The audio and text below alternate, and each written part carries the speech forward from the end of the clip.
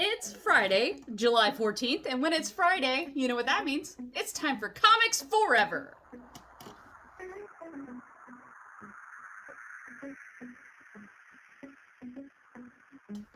Hello, and welcome back to another episode of Comics Forever, the weekly show where I tell you about all the comics that we love that you should be reading. If you're new to the channel, my name is Casey.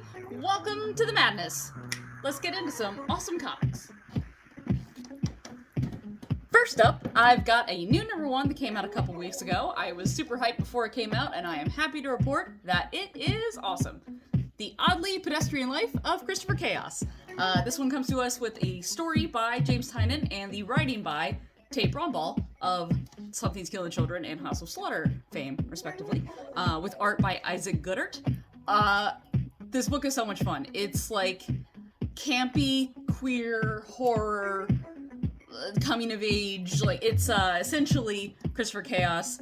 Something's a little off. Like, unclear what exactly, but he just has a knack for the way the world works, and it's just bursting to get out of him. Like, he has this uncanny power and doesn't know where to put it. And when the cute boy in class turns into a werewolf, he jumps into action. So that's just issue one. I am so excited to see where this goes. It is, like I said, it's the perfect level of like really campy and like really cute and really fun. The art is gorgeous. I've never heard of Isaac Goodhart before this, but I will be following his career closely because this rules. Make sure you jump in with issue one before it becomes the next Something's Killing the Children and number one isn't available anymore. So grab a copy of The Oddly Pedestrian Life of Christopher Chaos. I was so close. I was so close to being done. So make sure you grab a copy of The Oddly Pedestrian Life of Christopher Chaos today.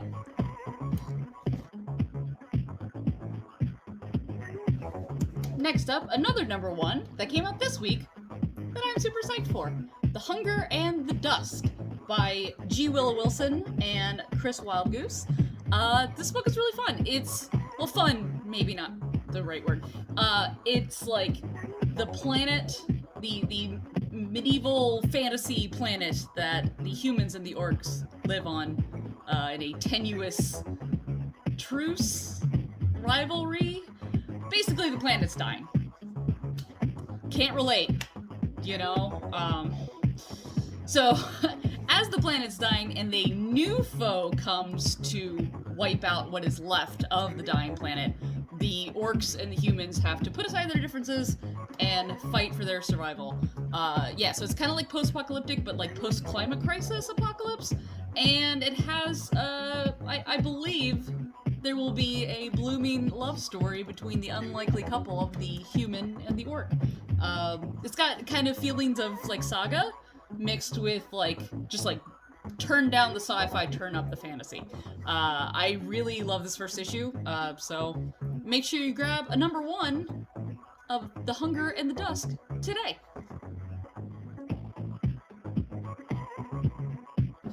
And speaking of Saga, it has come to my attention that not everyone in the entire world has read this book, and to that I say, why? Well, why? Why? Why haven't you read this book? Because what are you doing? So, Saga, for those unfamiliar, is the perfect blend of like Romeo and Juliet meets Star Wars in a completely unique and very like lush and alive world. Alana and Marco come from different factions of a war between the planet and the moon, and against all odds they have a child together, and that child becomes the symbol of rebellion. So hitmen and mercenaries and bounty hunters come from all edges of the galaxy to hunt them down because they represent a hope for a truce, which can't happen if corporations are going to profit off of war, like, obviously. So if you've been holding off on reading Saga because it was on a crazy hiatus during COVID, I think they took off more than 3 years, because it had hit the halfway point and COVID, you know, like everything happened. So if you were waiting good news, they are back. They've been on schedule, putting out new issues. Saga Volume 1 is here. Volume 10 is the first volume. This one is Saga Volume 1. Volume 10, look how similar. Volume 10 is the first volume to come out after their COVID hiatus. So this is the next story arc after the big thing that happens if you are caught up on Saga. And Volume 11 will be coming out in October. So, if you've been procrastinating reading up on Saga, no more excuses. Time to jump in and love it.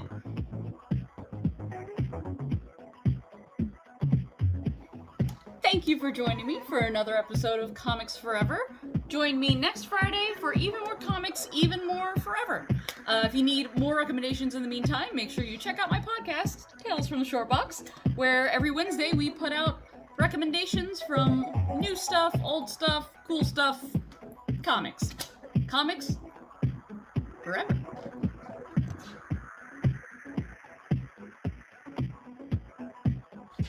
It's Friday. I almost said June. I don't know what day it is. Where am I? It's Friday, June. I did it again. Jesus Christ. June. It's not June.